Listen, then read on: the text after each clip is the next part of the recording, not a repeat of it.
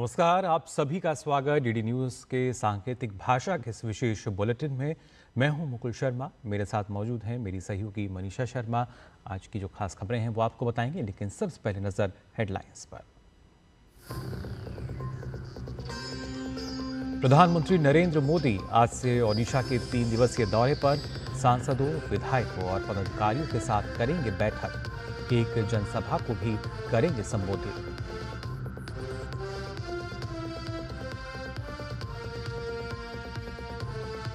लोकसभा में आज पेश किए जाएंगे 2 महत्वपूर्ण बिल। दोनों सदनों में प्राइवेट मेंबर बिजनेस के दौरान कई निजी विधेयक भी किए जाएंगे पेश।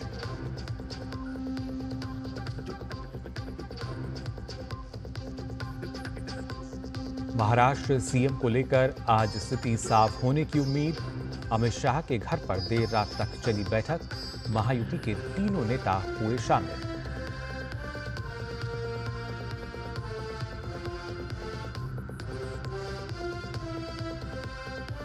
संभल की मस्जिद के सर्वे के मामले में आज सुप्रीम कोर्ट में सुनवाई। मस्जिद कमेटी ने निचली अदालत के आदेश को सुप्रीम कोर्ट में दी है चुनौती।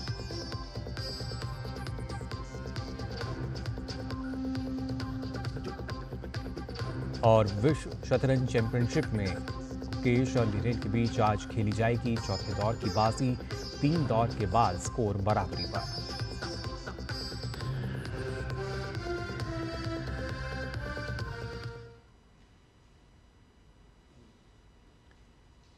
और आइए अब खबरें देखते हैं विस्तार से।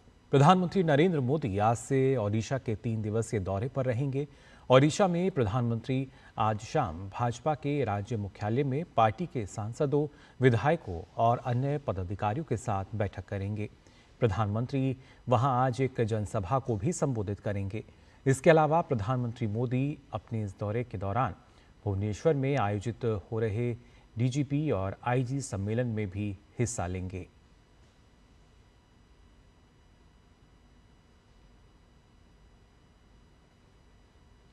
संसद के शीतकालीन सत्र में आज लोकसभा में 2 महत्वपूर्ण बिल सदन के पटल पर रखे जाएंगे।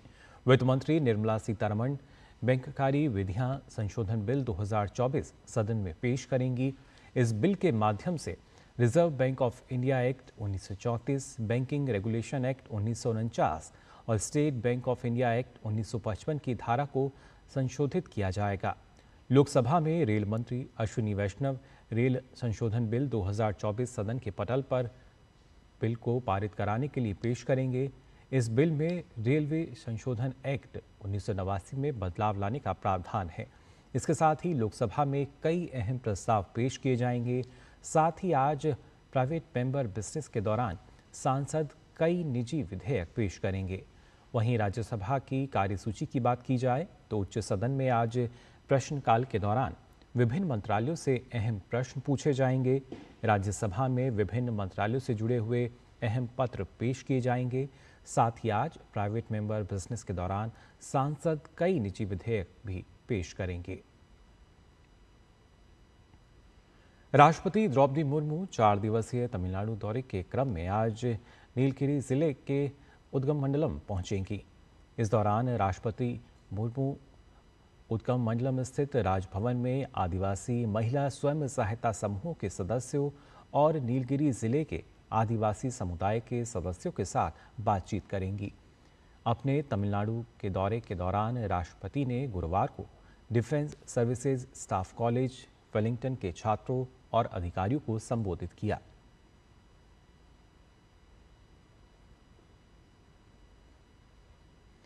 महाराष्ट्र के मुख्यमंत्री को लेकर आज स्थिति साफ होने की उम्मीद है।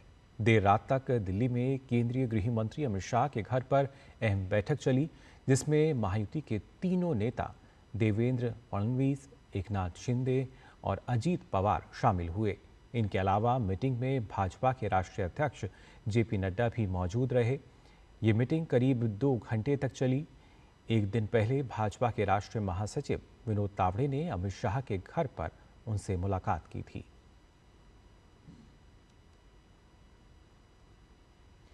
सुप्रीम कोर्ट में आज संभल की शाही जामा मस्जिद के सर्वे के आदेश के खिलाफ दायर याचिका पर सुनवाई होगी। इस याचिका में मस्जिद कमेटी ने एडवोकेट कमिश्नर के सर्वे को निचली अदालत के आदेश को सीधे सुप्रीम कोर्ट में चुनौती दी है। अपनी याचिका में याचिकाकर्ता ने दावा किया है कि सर्वे जल्दबाजी में हुआ है, जिसके कारण इलाके में तनाव बढ़ा है। चीफ जस्टिस संजीव खन्ना और जस्टिस संजय कुमार की बेंच पूरे मामले की सुनवाई करेगी।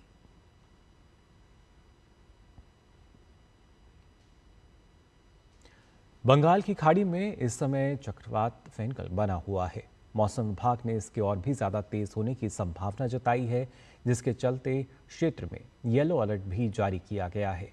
क्षेत्रीय मौसम विज्ञान केंद्र के अनुसार बंगाल की खाड़ी के ऊपर बन रहे चक्रवात फेनकल के तमिलनाडु तट की ओर बढ़ने का अनुमान है, जिससे 1 दिसंबर तक इस क्षेत्र में भारी बारिश होगी।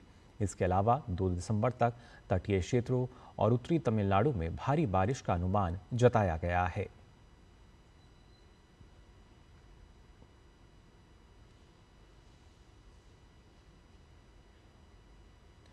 अफ्रीकी देश युगांडा में भूस्खलन ने तबाही मचा दी है।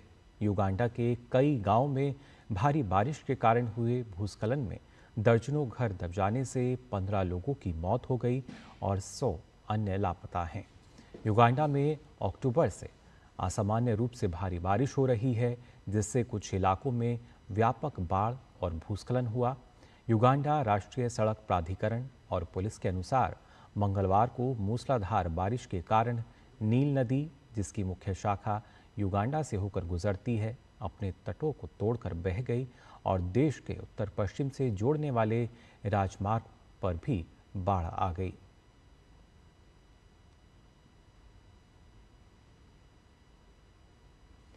सिंगापुर में खेली जा रही विश्व शतरंज चैंपियनशिप में भारत के डी गुकेश और चीन के डिंग लिरेन के बीच चौथे दौर का मैच आज खेला जाएगा। ये मैच भारतीय समय के अनुसार दोपहर 2:30 बजे शुरू होगा। 3 दौर के बाद स्कोर बराबर है। दोनों के खाते में 1.5 अंक हैं। चैंपियनशिप का पहला दौर लिरेन ने जीता था, दूसरा दौर ड्रॉ रहा था। वहीं तीसरे दौर में गुकेश ने लिरेन को मात दी थी। 14 गेम की सीरीज में अब 11 गेम और बचे हैं।